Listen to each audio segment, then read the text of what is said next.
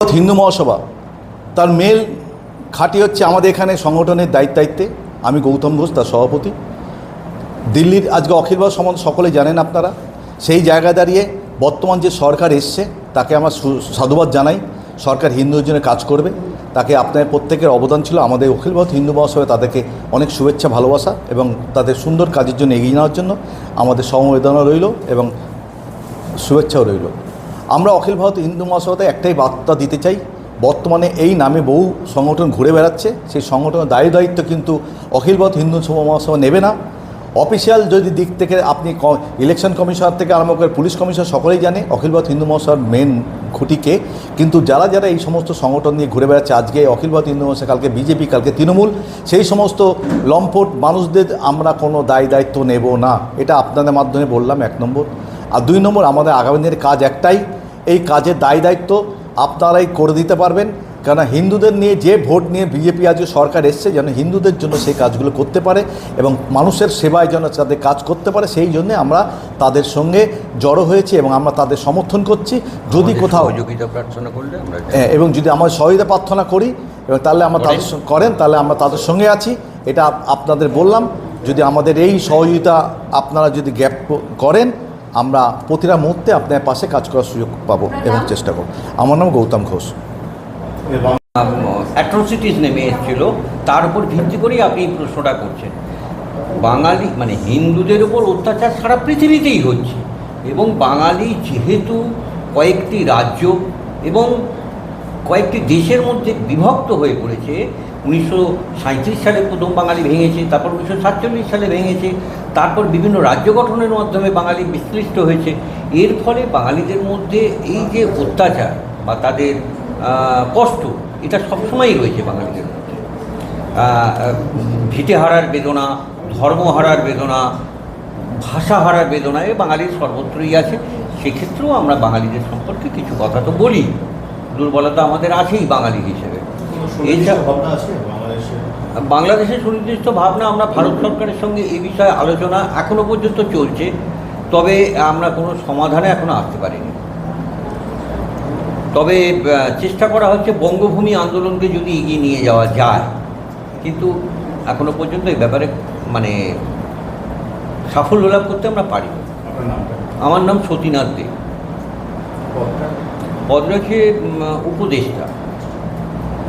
পশ্চিমবঙ্গের 2026-এর সভাপতি আমি Gautam Ghosh, office secretary number. নমস্কার, বিশ্বজিৎ মণ্ডল, অফিস সেক্রেটারি, চব্বিশ পরগনা। আর আমাদের উপদেষ্টা সতীনাথ দে। আমার নাম সতীনাথ দে। আমাদের উপদেষ্টা, আমাদের অখিল ভারতীয় ভাইস প্রেসিডেন্ট মন্টু মণ্ডল। তা আমাদের মূল আজকের এজেন্ডা হচ্ছে একটাই, অখিল ভারত হিন্দু মহাসভার নাম আজকে ভারতবর্ষের সকলে যার ভিত করে আজকে অনেক সংগঠন উঠে এসছে। তো তবু আমরা অখিল ভারত হিন্দু মহাসভা কেন করছি বা কারণ আমাদের মধ্যে যাদেরই দেখেন একটু হিন্দু ছোঁয়া আছে, আপনার মধ্যে আছে, কেউ এগিয়ে এসছে, কেউ পরে এসছে। আমাদের আজকে 8-9 জন যে কোর কমিটি আছে তাদের মধ্যেই বসার কথা ছিল এবং তাদের মধ্যেই আপনার সঙ্গে প্রেস মিট করার কথা ছিল। 8-10 জনের মতো অনেকে রাস্তায় আসছে টাইমের আমাদের যেমন হয় আর কি, কাজকর্ম করে। তো যেহেতু মিডিয়া সবসময় আগে আসে, আপনারাও আগে চলে এসেছেন, তার জন্য আমি ধন্যবাদ টাইমের জন্য। আমাদের মূল মোটো পশ্চিমবঙ্গে ভারতবর্ষে অখিল ভারত হিন্দু মহাসভার যে সূচনা হয়েছিল, মদন মাল্যব্য থেকে আরম্ভ করে আমাদের যারা বীর সাভারকর যারা ছিলেন, তাদেরই আজকে পরস্পর হয়ে আজকে এসে অখিল ভারত হিন্দু মহাসভা। আমরা সেই ছত্রছায়ায় আছি। বর্তমানে আমাদের মাথার উপরে যেসব সম্প্রচার্যরা আছেন, সেই ছত্রছায়া পেয়েই আমরা এসেছি। তা আমাদের আজকের আপনাদের সকলকে ডাকার একটাই উদ্দেশ্য, পশ্চিমবঙ্গের বুকে প্রচুর, আমি যখন থেকে দায়িত্ব নিয়েছি পেশায়, আমরা একজন সংবাদমাধ্যমের সঙ্গে যুক্ত বহু বছর ধরে, করতে করতে একটা যখন হাঁপিয়ে গেছি। হিন্দুদের যখন এত চারদিকে দূষণ, এত কিছু দেখছি, আমরা ভারতীয় জনতা পার্টিকে হাত মিলিয়ে নিয়েছি। বর্তমান যে চলে গেছে সরকার, সেই সরকারের বিপক্ষে সরকার তো যা করেছে প্রত্যেকটা মানুষ জানে।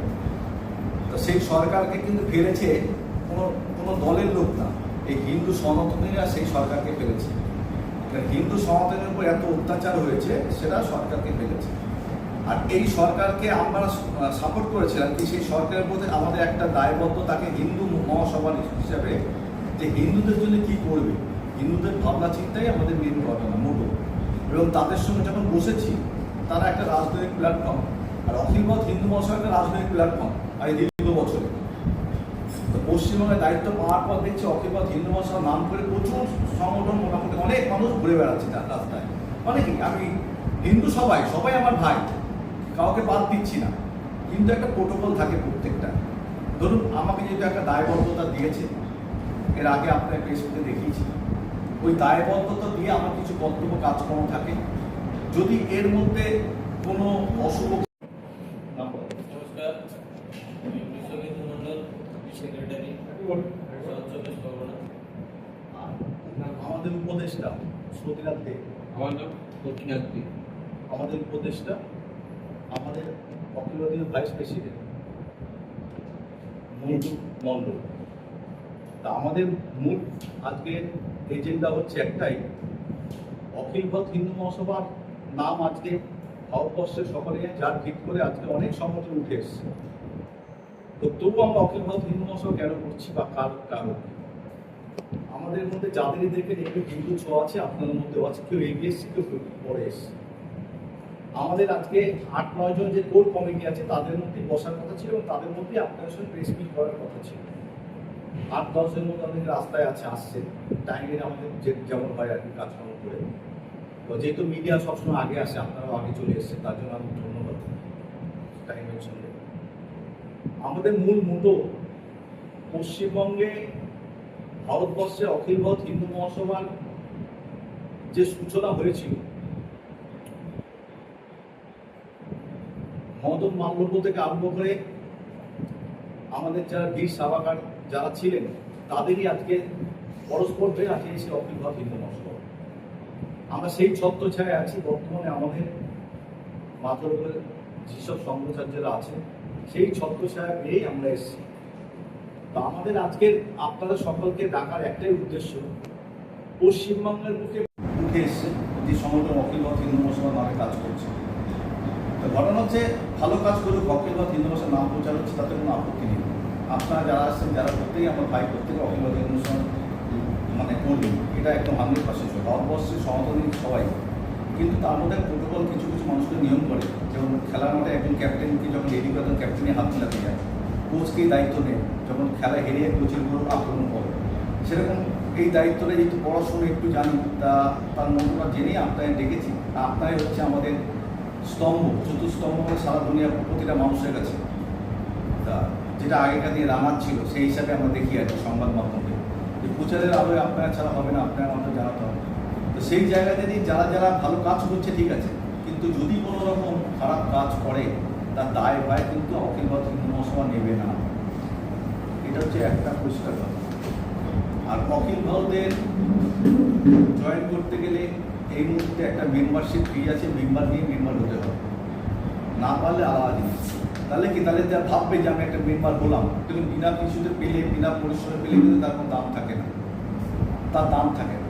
এবার ধরুন তার অ্যাকাউন্ট হোক বা ব্যক্তিগত ব্যাপার হোক, আমি খরচাপাতি যে আপনারা আসবেন, আমরা করবো, একটা কোথাও করবো, সব কিছু দিয়ে, সব ব্যাপার দিয়ে কত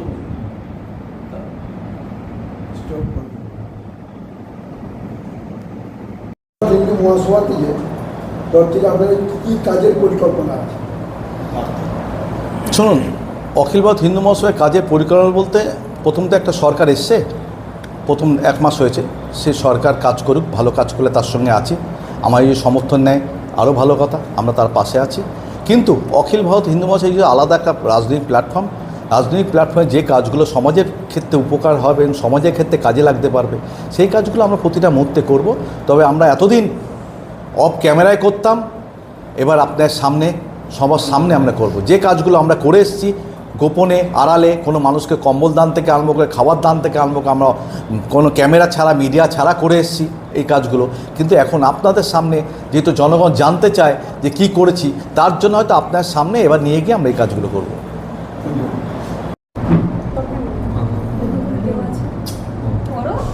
সাংবাদিকদের তরফ থেকে আপনাকে স্বাগত।